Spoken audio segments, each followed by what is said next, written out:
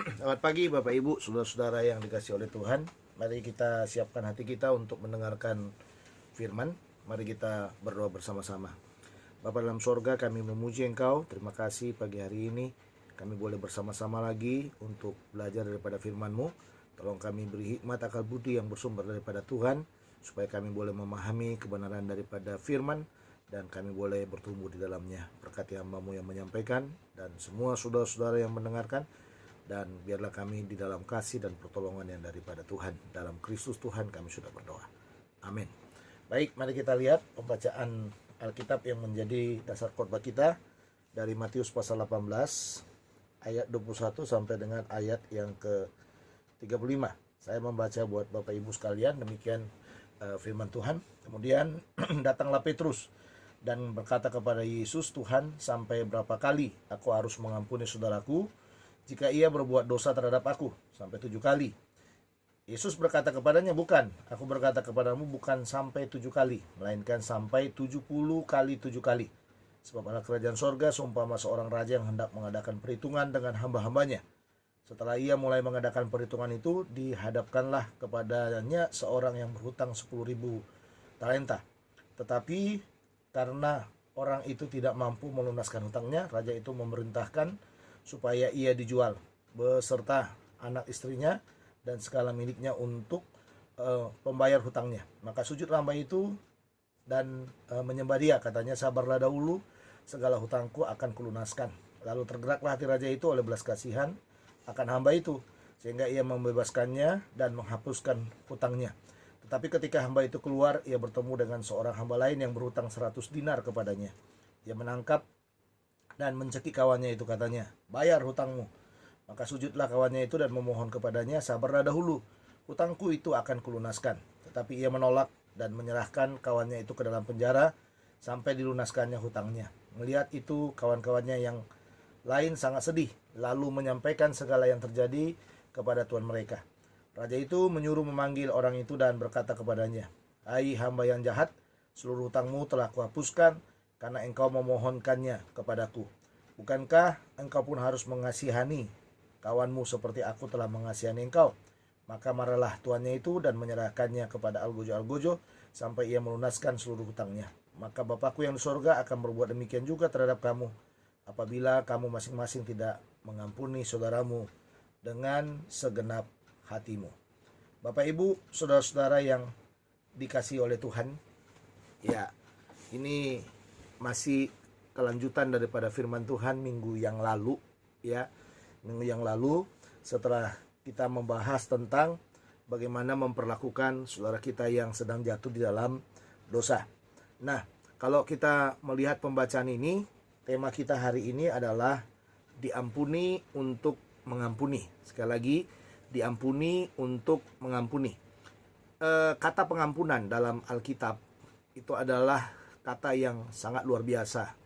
Bahkan saya mengatakan bahwa kata pengampunan ini menjadi doktrin yang sangat sentral dalam Alkitab. Bahkan kalau kita kaitkan dengan penebusan kita pun, ya, kita ditebus oleh karena Tuhan mau mengampuni kita, mengampuni segala dosa dan salah kita. Nah, saya sangat percaya sekali Bapak Ibu bahwa di dalam diri kita ini pada prinsipnya Tuhan sudah mengerjakan yang namanya pengampunan. Dalam arti Tuhan itu menerima kita apa adanya, tanpa harus melihat masa lalu kita, kesalahan demi kesalahan yang kita perbuat di masa-masa lalu, bahkan mungkin di masa sekarang pun terhadap saudara-saudara kita yang mungkin kita perlakukan tidak adil dalam hidup ini, sehingga membuat dia menjadi marah, emosi, benci, dan berdosa terhadap kita. Nah, hari ini mari kita coba melihat tema yang menarik, ya, adalah diampuni untuk mengampuni. Seperti yang saya katakan tadi, bagian ini lanjutan dari apa yang saya sampaikan pada minggu yang lalu. Kalau saudara melihat minggu yang lalu dijelaskan kepada kita bahwa proses kalau ada yang berdosa dikatakan kita harus menegurnya, empat mata, bawa saksi, sampai kepada ke pengadilan. Nah, Tuhan dengan rinci menjelaskan semuanya, alasan-alasannya, sampai sebenarnya kalau kita melihat di dalam ayat yang ke-21 itu, Dijelaskan di sana, kemudian datanglah Petrus dan berkata kepadanya, Tuhan, sampai berapa kali aku harus mengampuni saudaraku jika ia berbuat dosa terhadap aku? Lalu dikatakan sampai 7 kali. Nah, itu pertanyaannya, sampai 7 kali. Nah, saudara, kita bisa melihat sebenarnya ada 3 rahasia penting yang harus kita lakukan di dalam hidup ini. Bagaimana caranya kita melakukan khotbah minggu ini, yaitu diampuni untuk mengampuni. Ya, bagaimana caranya supaya kita bisa mengerjakan ya proses diampuni untuk mengampuni. Ya, ada 3 cara dalam bagian ini. Cara yang pertama adalah kita harus sadar bahwa pengampunan itu tidak ada batasnya. Ya, sekali lagi, saya katakan kita harus sadar bahwa pengampunan itu tidak ada batasnya. Artinya begini, kita manusiawi selalu membuat batas. Ya, batas kesabaran kita itu selalu kita buat. Kalau orang salah kepada kita, ada selalu target yang kita buat. Sampai berapa kali orang bisa datang kepada kita untuk kita terima ya kesalahan demi kesalahannya dan kita bisa mengampuninya. Nah, Petrus di sini memang kelihatan sangat baik sekali. Karena orang Yahudi itu kalau mengampuni batasnya cuma 7 kali. Ya, supaya kelihatan rohani, Petrus katakan, apakah 7, ya dikatakan dalam ayat yang ke-21 itu, 7, Tuhan sampai berapa kali aku harus datang mengampuni saudaraku jika ia berbuat dosa terhadap aku? Sampai 7 kali. Nah, ini saudara, sampai 7 kali. Ini batasnya. Karena batas dari limitnya manusia mengampuni itu hanya 3 kali. 3 kali itu udah batas kesabaran. Keempat kalinya sudah sukar untuk mengampuninya. Nah, tetapi saudara, di dalam bagian ini Petrus menaikkan limitnya. Limit daripada pengampunan itu menjadi 7 kali. Dalam arti dia bilang, udahlah, pakai angka yang sempurna aja. Ya, supaya sempurna mengampuninya. Makanya dikatakan sampai 7 kali. Itu dia, sampai 7 kali. Nah, ternyata apa yang menjadi jawabannya Tuhan dalam bagian ini? Yang menjadi jawabannya Tuhan cukup jelas. Ya, di dalam ayat 22 dikatakan, Yesus berkata kepadanya, bukan. Aku berkata kepadamu bukan sampai 7 kali, melainkan sampai 70 kali 7 kali. Jadi kalau mau dibuat gini, 70 kali 7. Pada 90 kali ya. Ya, pada 90 kali. Jadi 70 kali 7 kali. Kali lagi. Ya. Berarti saya mau katakan kepada saudara, nilai pengampunan ilahi itu tidak ada batasnya. Nilai pengampunan manusia kita, batasnya mungkin sampai seperti yang dikatakan oleh Petrus ini. Cukup sampai 7 kali saja. Setelah 7 kali udah selesai gitu saudara. Nah, tetapi di dalam bagian ini dijelaskan kepada kita, ternyata pengampunan itu nggak ada batasnya, nggak ada limitnya. Itulah pengampunan ilahi. Kalau saudara merunut ke belakang, ya, tentang kondisi rohani kita, kondisi hidup kita, ya, kalau kita datang kepada Tuhan, ya, hampir tiap hari saudara, hampir tiap hari, dalam segala sesuatu yang kita lakukan dalam hidup ini, saya sangat percaya sekali nggak ada yang perfect dalam hidup kita. Kita melakukan kebenaran sepanjang 1 hari. Dan setiap 1 hari itu kita datang bolak-balik, kita datang kepada Tuhan, ampunilah saya, Tuhan ampuni. Ya, besok datang lagi, Tuhan katakan ampunilah saya, Tuhan ampuni. Sampai kapanpun saudara datang kepada Tuhan, Dia senantiasa mengampuni kita. Makanya itu yang dikatakan oleh Tuhan, limit dari pengampunan ilahi itu nggak ada batasnya. Sehingga kita nggak perlu membuat batas saudara. Ya, kita nggak perlu membuat batas dalam mengampuni saudara-saudara kita. Banyak kesalahan, ya, banyak kesalahan yang dia perbuat, yang mungkin menjengkelkan hati kita, mengecewakan kita. Banyak hal yang dia buat, yang kadang-kadang kita sudah ampuni, tetapi realitanya justru kadang-kadang kita melihat kita dikecewakan, ya, dikecewakan olehnya. Bahkan kadang-kadang, ya, kita kita nggak bisa mendapatkan sesuatu yang baik daripadanya. Padahal kita sudah mengampuninya. Tetapi saudara, dalam bagian ini Tuhan katakan, kita tidak punya hak untuk membalasnya. Jangan pernah mencoba untuk membalas kesalahan orang dengan kesalahan yang diperbuatnya. Tetapi dikatakan dalam Alkitab, balaslah kejahatan itu dengan kebaikan. Supaya apa saudara? Supaya dalam perjalanan hidup kita boleh mendapatkan berkat ilahi, dan kita bisa mengalami yang namanya, ya, bagaimana mengerjakan melakukan yang namanya pengampunan ilahi itu dalam hidup kita. Nah, ini bagian yang pertama. Jadi bagaimana caranya kita melakukan ya atau mengerjakan diampuni untuk mengampuni. Ya, cara yang pertama, tadi saya katakan kepada saudara, ya kita harus sadar, kita harus mengingat bahwa pengampunan itu tidak ada batasnya. Yang kedua, kita harus sadar bahwa kita ini adalah orang yang pernah diampuni. Ya, sekali lagi saya katakan, kita harus sadar bahwa kita ini adalah orang yang pernah diampuni. Artinya begini, saudara, artinya begini. Kita harus menyadari bahwa saya mampu mengampuni orang lain karena saya pernah diampuni.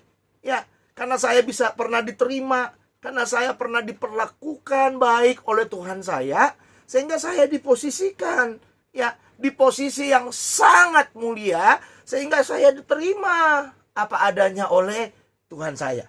Nah, dalam bagian ini saudara, dikatakan oleh Tuhan dalam bagian ini, sebab hal kerajaan sorga seumpama seorang raja yang hendak mengadakan perhitungan dengan hamba-hambanya. Setelah ia mulai mengadakan perhitungan itu, dihadapkanlah kepadanya seorang yang berhutang 10.000 talenta. Nah, saya tadi, kalau saya melihat, saudara melihat di kamus Alkitab kita di bagian belakang itu, dikatakan talenta itu adalah ukuran timbangan sebesar 3.000 sikal. Ya, atau kurang lebih 34 kg. Dalam perjanjian baru, ukuran jumlah uang yang sangat besar nilainya yaitu 6.000 dinar. Ya kan? 6.000 dinar. Hutangnya dikatakan 10.000 talenta. Jadi 10.000 dikali 6.000 dinar. Ya, tadi saya memperolehnya, utangnya kira-kira 60 juta. Ya, 60 juta. Ya, kalau saya tidak salah 60 juta.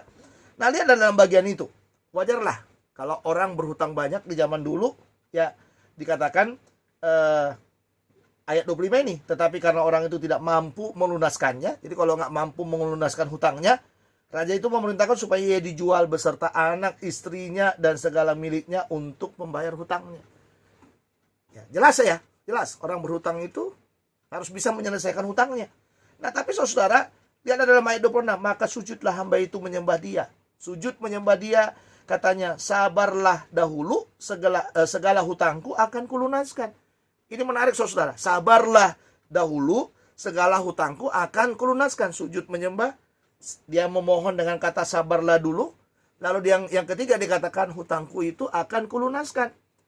Nah, Gayung bersambut dalam ayat 27. Di sana dikatakan lalu tergeraklah hati raja itu oleh belas kasihan. Ini dasarnya, belas kasihan akan hamba itu, sehingga ia membebaskannya dan menghapuskan hutangnya. Lihat di sini saudara. Kita harus sadar bahwa kita ini adalah orang yang pernah diampuni. Ya, orang ini harus menyadari itu. Bahwa dia adalah orang yang pernah berhutang. Ya, punya, dikatakan di dalam bagian itu, tadi saya katakan kepada saudara, dia punya 10.000 talenta hutangnya. Kalau saya rupiahkan itu saudara, ya, kita lihat, kita taruh ke dinar, ya kita dinarkan itu talenta itu, ya. Jadi 10.000 kali 6.000 dinar, ya utangnya 60.000 dinar, 60 juta dinar utangnya dia.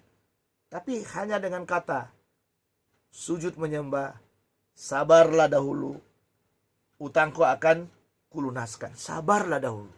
Jadi sebenarnya pengampunan itu kita dapatkan dengan cara apa? Satu kata itu, sabarlah. Permohonan kita untuk berkata, sabarlah. Ya, sabarlah. Dan memang saudara, kesabaran itu diperlukan untuk mengampuni orang. Ya, makanya di dalam bagian ini kita dijelaskan kepada kita bahwa orang ini mendapatkan, kata kuncinya tadi, tergeraklah hatinya oleh belas kasihan. Jadi kesabaran diperlukan. Lalu apa? Belas kasihan diperlukan untuk kita bisa mengampuni orang lain.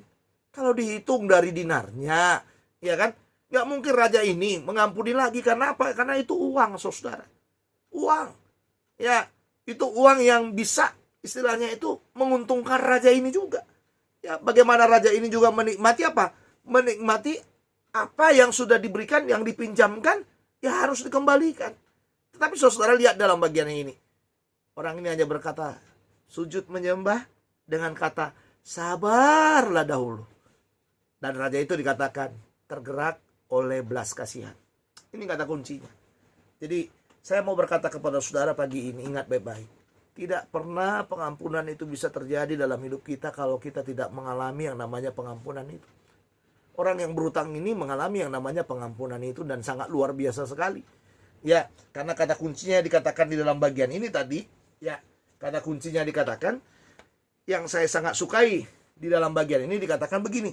Ya, maka sujudlah, lalu tergeraklah hati raja itu oleh belas kasihan akan hamba itu, sehingga ia membebaskannya dan menghapuskan hutangnya. Lihat nih saudara, ini kata kunci yang bagi saya secara pribadi luar biasa. Membebaskannya dan menghapuskan hutangnya. Dalam arti saudara, ya ternyata orang raja ini mengerjakan yang namanya pengampunan itu kepada pribadi hambanya yang sedang berhutang itu saudara.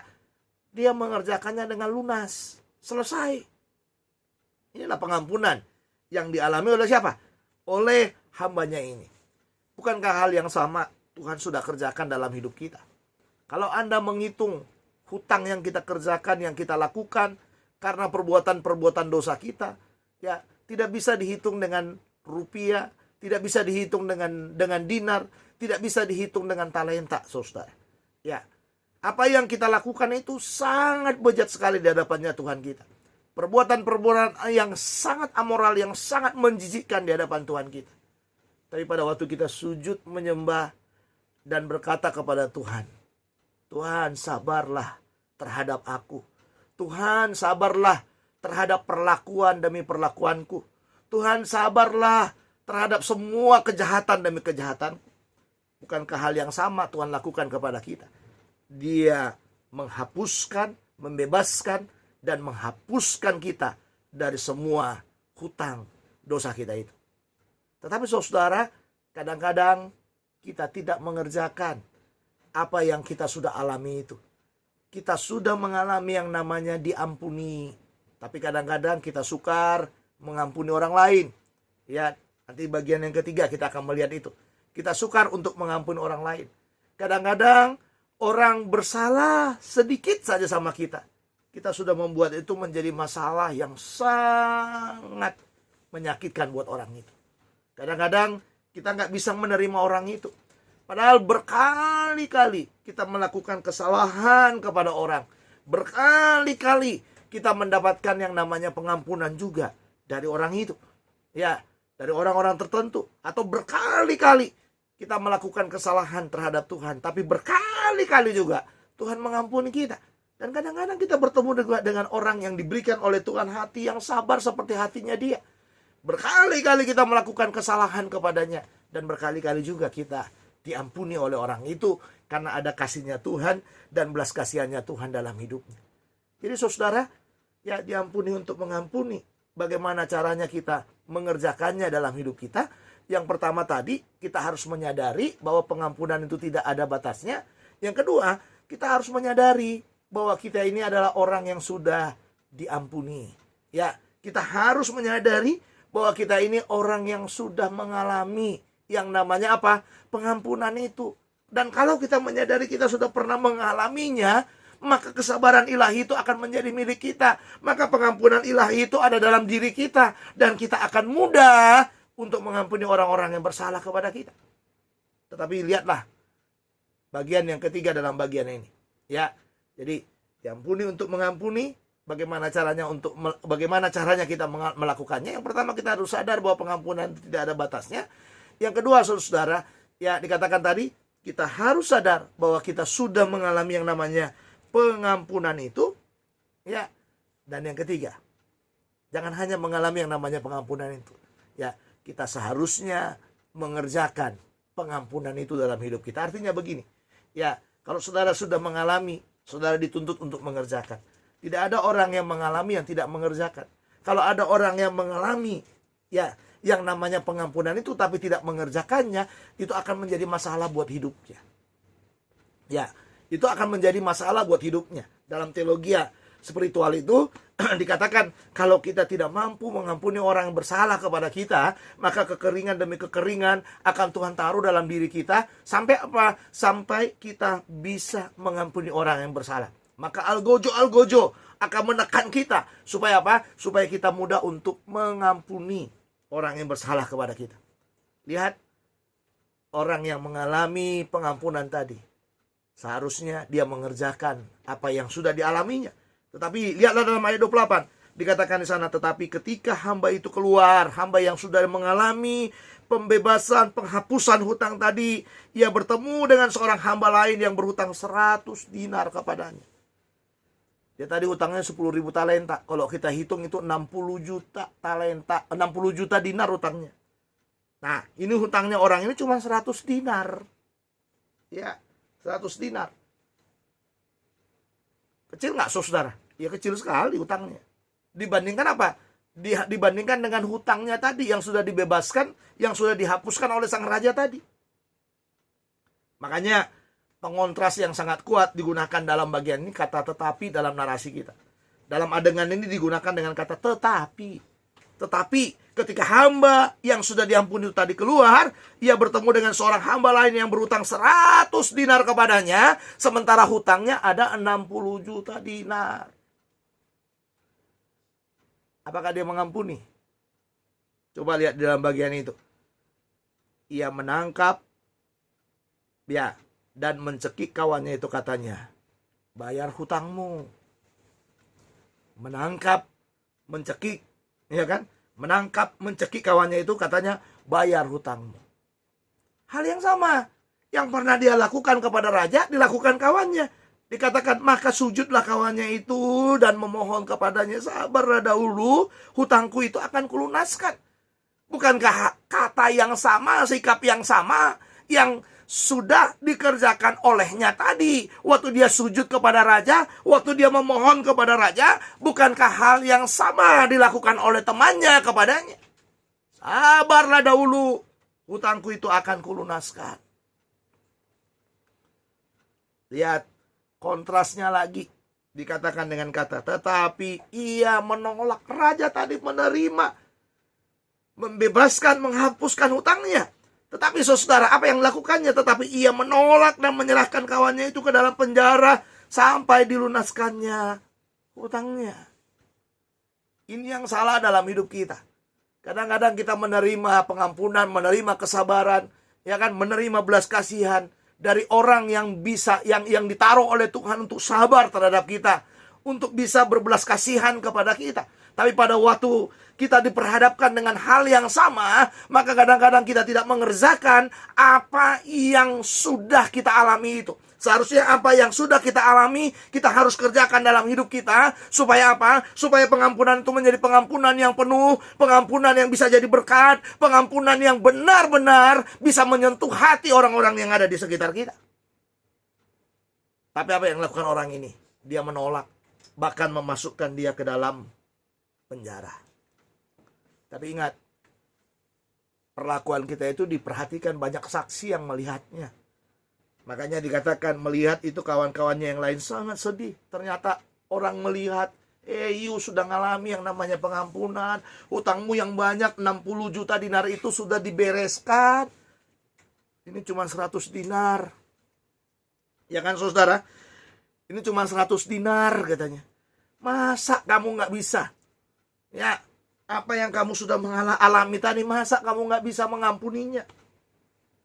Makanya dikatakan dalam bagian itu, kawan-kawannya yang lain sangat sedih, lalu menyampaikan segala yang terjadi kepada tuan mereka itu.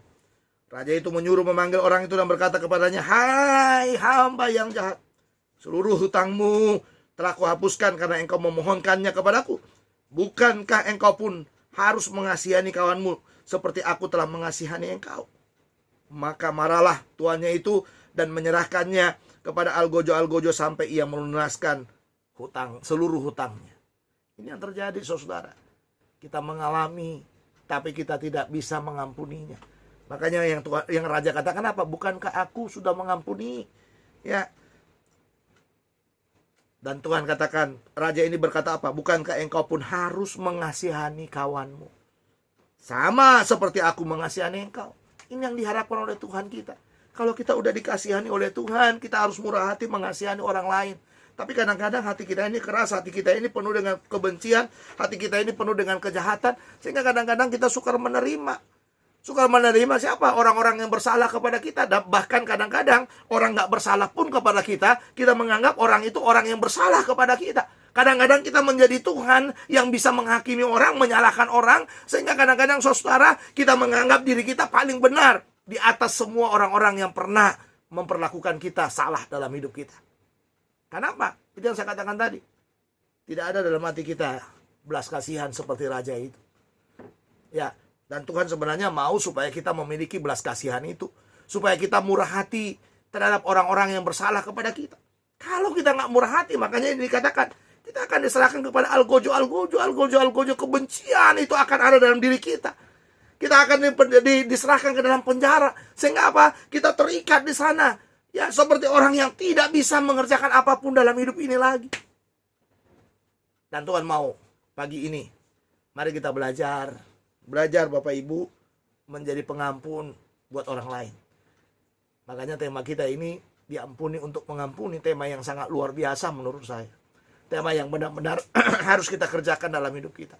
Bahwa sebagai orang percaya, kekuatan kita itu hanya ada dalam pengampunan itu. Kita pernah mengalami yang namanya pengampunan, dan Tuhan mau kita mengerjakan juga dalam hidup kita. Ya, itu yang selalu saya katakan. Lihat salib Kristus. Lihat darah Kristus yang tercurah. Lihat tubuhnya yang tercabik-cabik buat kita. Bukankah itu belas kasihannya? Bukankah itu bagian dari kesabaran yang pernah dia lakukan? Sehingga menurut Alkitab, menurut teologi yang dicatat dalam Alkitab, apa yang dikatakan oleh Paulus itu, Tuhan menumpahkan semua amarahnya kepada Yesus. Ya, sehingga Yesus menyerahkan hidupnya, menyerahkan dirinya, mati di atas kayu salib demi mengampuni dosa-dosa kita. Dan hari ini mari kita belajar sepenuhnya bahwa Tuhan kita itu Tuhan yang sabar, Tuhan yang menerima kita, Tuhan yang penuh belas kasihan, Tuhan yang mau melepaskan pengampunan, dan Tuhan juga mau supaya kita mengerjakan yang namanya pengampunan itu.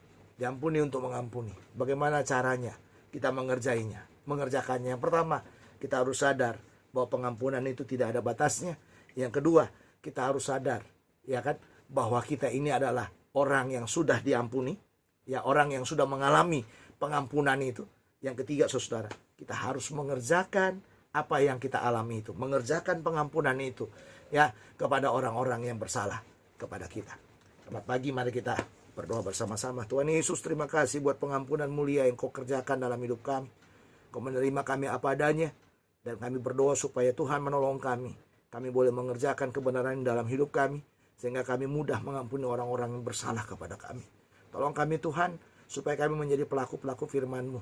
Biarlah kami menjadi orang yang mengalami pengampunan itu dan mampu mengerjakan pengampunan itu juga.